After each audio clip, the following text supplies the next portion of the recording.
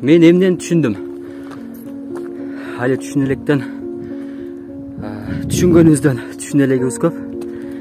Качан гана ушул мындай тоскоолдуктарды жеңгенде ушундай бир сонун көрүнүш көрүнөт экен да. Эгер азыр мен өзүмдүн алсыздыгыма жеңилип, чыкпай эле койбойсуңбу? Ушул чокуда эмне кыласың десем, бетте чыкпайт болчумун. О, тиги жакта жүрөт болчумун. Мына азыр чыктым. Артымдагы сонун көрүнүп атат. Бул жакта алдымдагы сонун көрүнүп атат. Караңыздарчы, сонун көрүнүш. Бул жакта дагы эки чоку турат. Керемет, керемет, керемет укмуш.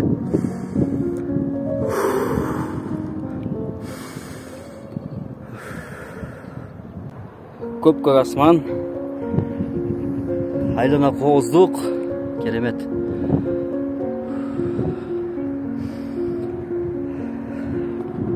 Күздүн акыркы күндөрү 28 ноябрь, күнгө болсо жекшемби. Ушундай бийиктикке чыгып алып, кандай сону жагы проблемалардын үстүнөн ушинтип карап отурсуң бүгүнкү жерге алып. Бирок ага чейин адам өзүн даярдаш керек экен да. Азыркы учурда мен дагы ошондой өзүн даярдоо процессиндемин. Адам өзүн канчалык эркин сезсе, жүрөгүндө эмне каалап атат, ошол нерсени жасаса бактылуу болот экен да. Ушунча бир жыргап жашайт экен.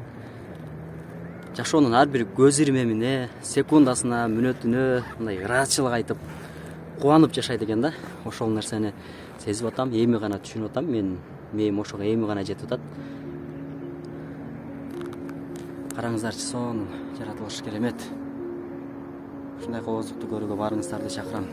Көздү чоңураак ачалы болгону.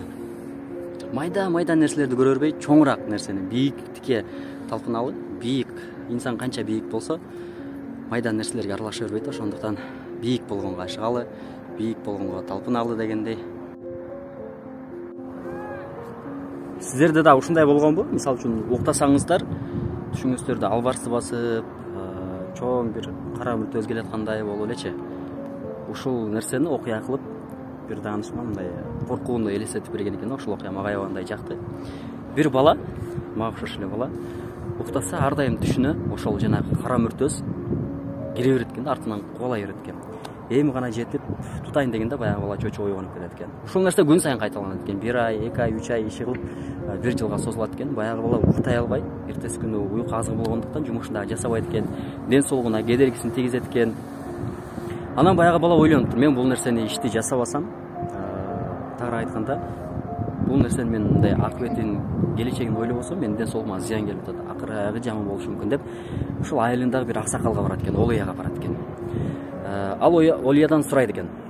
Аксакал, Олия, менде күндө ушундай түшүмө ушул нерсе кирип атат, кара мүртөз. Мага тынчтык бербей атат.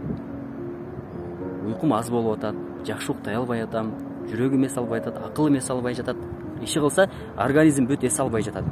Ушул кара мүртөз кирет дагы артымдан ушунчалык кубалайт, катуу качам, дем жетпей калат, кысылам, жүрөгүм мындай токтоп калчудай сезилет. Эмне кылсам болот? Мага жардам бериңизчи деп баягы акылмандан сурайт экен да. Анан аксакал ойлонуп туруп, балам, мен сени түшүндүм. Эми мындай кыласың. Бүгүн кайра үйүңө барасың. Уктайсың. Эгер ошол нерсе кайра түшүңө кирсе, бул нерсени эсиңе түйүп ал.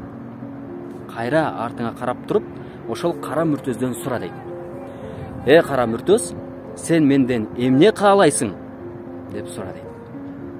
Макул деп жанагы бала кетет үйүнө. Анан үйүнө барып эс алат, уктайт.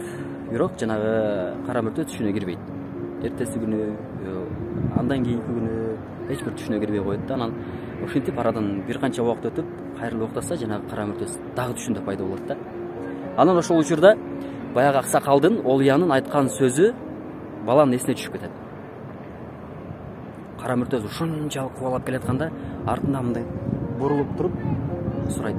Кара мүртөз, сен менден эмне каалайсың? Мага тынчтык бербейсиң, уйку бербейсиң, же бир мындай эс алгандай болбойм, ишиме кедергисин тийгизип атат. Мен жашай аламбы? Мен тынч уктай аламбы? Сен эмден каалайсың менден деп сураганда, кара мүртөз чукур дем алып туруп, билбейм, сен жөн эле качтың, мен дагы жөн эле кубаладым.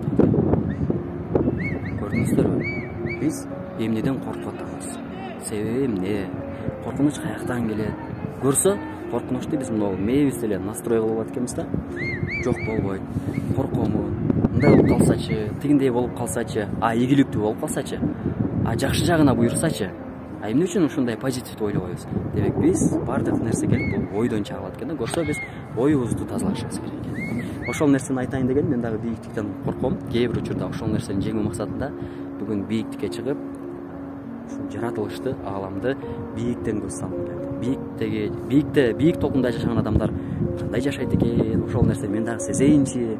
Бийиктиктен көз салган кандай экен? Майда бара тилештер менен жүрө бербей, мындай болбогон нерселер менен эле жүрө бербей, бийиктен бир көз салып көрөйүнчү.